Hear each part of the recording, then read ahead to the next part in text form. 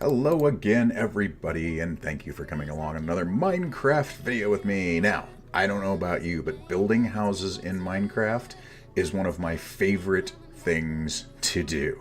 To the point where even if I'm in a brand new world, like you see here, even though it's a super flat world, totally naked, surrounded by creepers, and have nothing but a carrot and a wooden shovel on me, my first thought will be, I wonder if I should build a house over on that hill.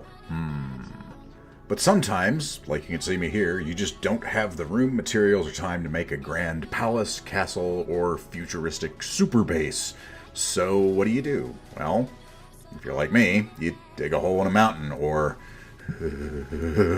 make a dirt hut just to have a place to call home. Oh, the horror. Hey, I've done it too. There's no shame in it whatsoever, but I never like it, ever.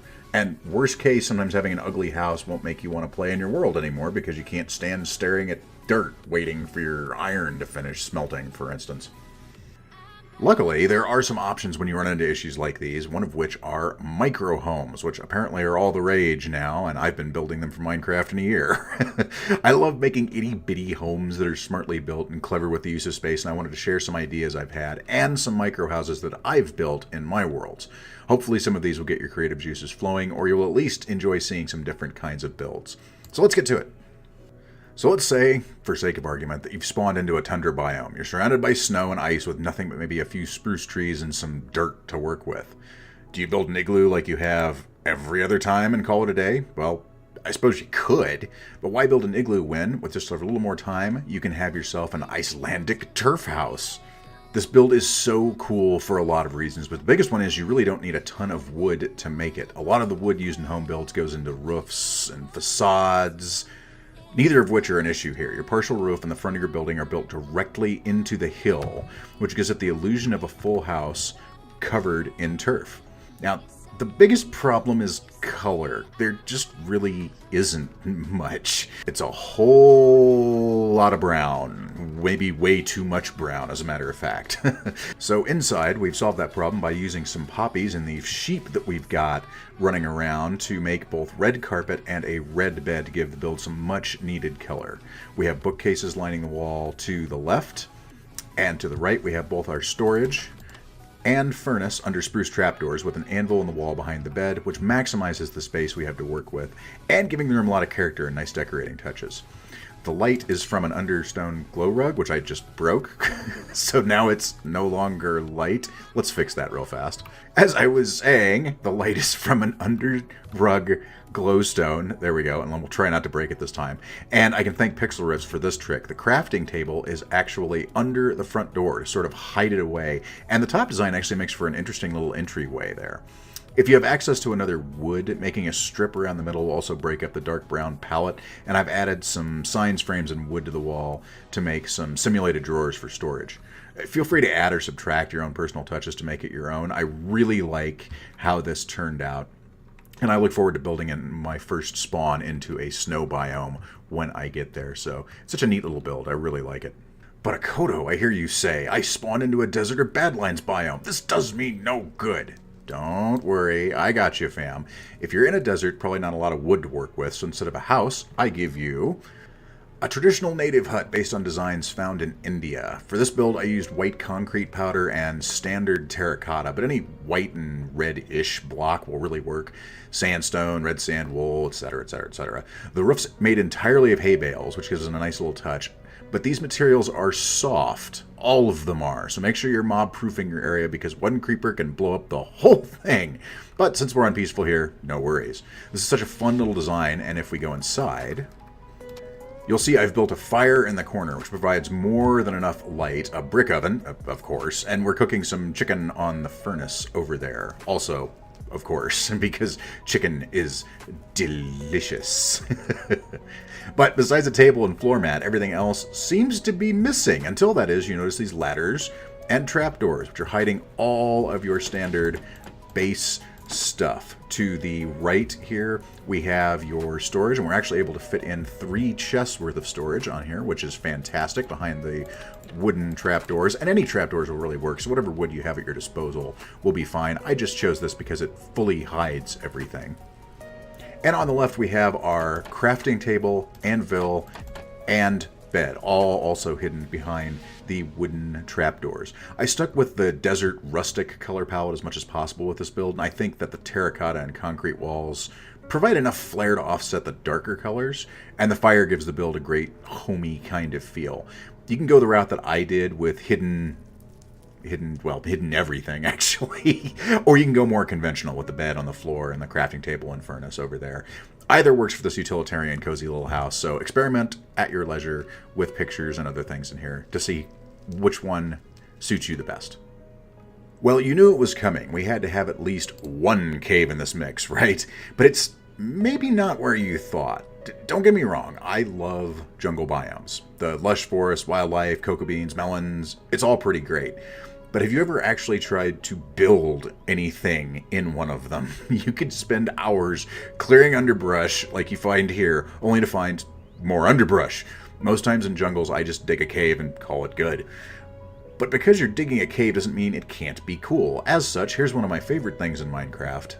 The hidden jungle cave. Now, if you have Silk Touch, hiding the entrance to your house is a lot easier, but really, if you just find a wall with some vines on it, nature's going to end up doing the rest. So notice that the vines have actually grown over the entrance here.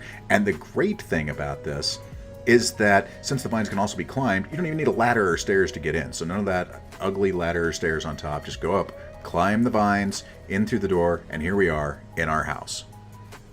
Once inside, we find a teeny tiny 3x3 space. It looks like you couldn't cram anything into it, but it's amazing what, with some vertical space and little ingenuity, you can actually do.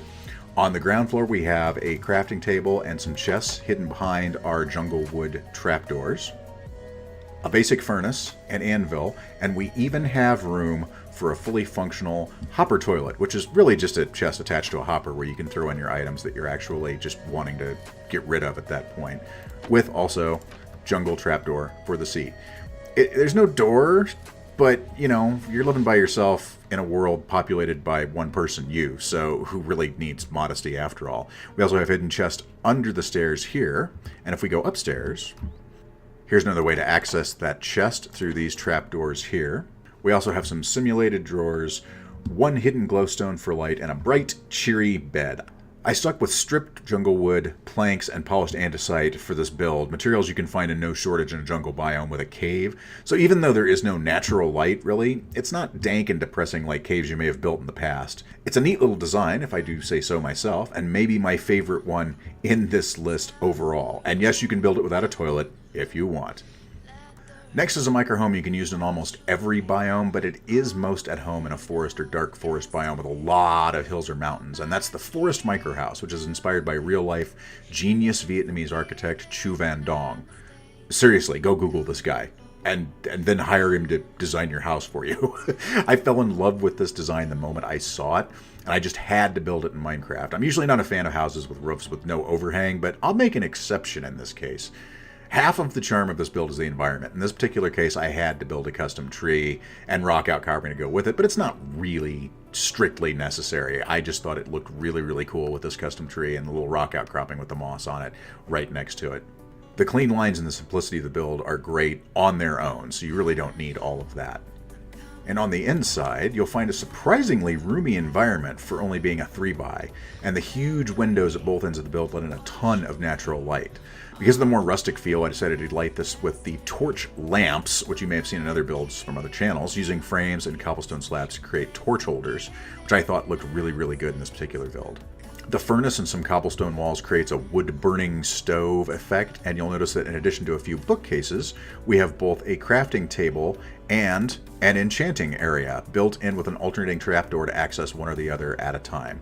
Our anvil is also hidden under a similar fashion to previous builds, which we've also hidden under a trapdoor, and our storage is actually out in the open on some shelving, if I can actually get past here and get over to this area. The problem with microhomes, kind of hard to move around in sometimes. But our chests are actually open on shelving trapdoor units above the bed. A potted plant, some paintings on the walls over there, and some simulated drawers, and you have a fantastic little micro starter house you will love calling home. I built this mainly from oak products with some birch for accents, two materials you'll likely find in excess in most forest environments. However, this build would also look great using almost any wood. Well, okay, almost any wood except maybe jungle wood. Jungle wood's great for interiors or for farms, but I'm not sold on it as a main house build material. Your mileage always varies though, and feel free to comment if you build this in a jungle biome and really, really love it. Last is a microhome that takes a little bit more time, effort, and materials, but I just had to include it in the list because, well, A, it fits into any biome, and B, it's easily one of my favorite homes I've ever made in Minecraft, and that is the Winnebago trailer. For those of you not watching in the United States, let me explain. Large recreational vehicles like this are incredibly popular in America. My family and I would take camping trips, and something similar to this we'd rent at least once every few years. It kind of makes sense, though, because the U.S. is a really big place. Driving from one end to the other of it takes about 5 or 6 days. So having an RV makes the trip a lot more palatable.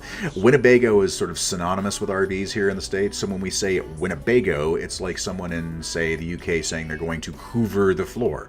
Sure, it's vacuuming. We know what that is. You're vacuuming the floor. But Hoover's such a huge brand in the UK, it's become a verb. So when I say Winnebago, I basically mean an RV or travel trailer like this, just like when you say Hoover, you mean vacuum. Okay, end of explanation, let's take a look. The exterior I did in acacia stripped logs with the sandstone slab roof, but really anything you want to use will work. Seriously, these things come in every color under the sun. Why is it raining on us? Let me stop that real fast.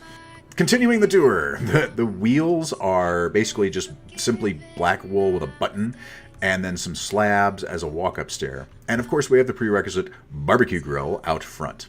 Inside it's much like you'd expect from a travel trailer. You walk into a cramped little couch and table with both real and simulated storage on the shelves above. The crafting table's also been converted into faux storage, and I added an acacia trapdoor to the front of the furnace to simulate a small oven, basically, so it gave it sort of a more realistic kind of feel.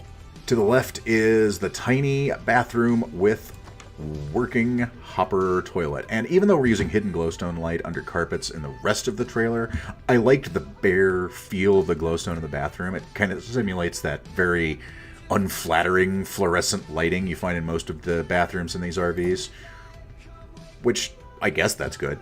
Kinda? I don't know. I just thought it was added a little bit more of a realistic touch to it. Anyway, in the back is the bedroom with a trapdoor hidden anvil here, as you can see. If we can close the trapdoor now, there we go. And a bookcase, a bed, of course, and something you may have noticed in a lot of my builds, just in general, but especially in these, I do have a framed sword and a framed elytra. This is something I just do in my house builds. I don't know why, really. I don't know how I got started. I just do it. I think it looks cool, and it's a great place to keep my smite sword. I only pull out for withers in the end dragon rather than in one of a million chests I have to go through to find the stupid thing. So that's why I do it. The block palette for this build, as you may have noticed, is a little bit more eclectic than the other builds, so this may not be one you want to try unless you're right on the edge of a few different biomes. So you can get the contrasting blocks, the ink sacks for the stained glass, wool, wood, whatever you happen to choose as your block palette for this. But if you can put this together, I highly recommend it since it's a ton of fun to build and to live in. Besides, what kid that grew up lucky enough to have one of these sitting in their driveway even part of the year didn't pretend at least once they lived there alone all the time? I mean, was that just me? It couldn't have just been me. I'm perfectly normal. Debates of my normalcy aside, I hope you enjoyed these 5 microhome builds and will try out one in your next playthrough. I think you'll be pleasantly surprised at how easy and quickly you can put them together, and how much better you'll feel about having them as a home when you're building skills just in general. If you do, make sure you leave a comment below as to which one you built and if my biome-specific build style worked for you or not. I put out new videos 3 to 5 days a week on this channel, and while I'm in a Minecraft kind of headspace right now, I do play a lot of different games, from AAA titles to indie games to simulations. I encourage you to stick around and subscribe if you liked the video or those kinds of games, and definitely leave a like if you enjoyed the content.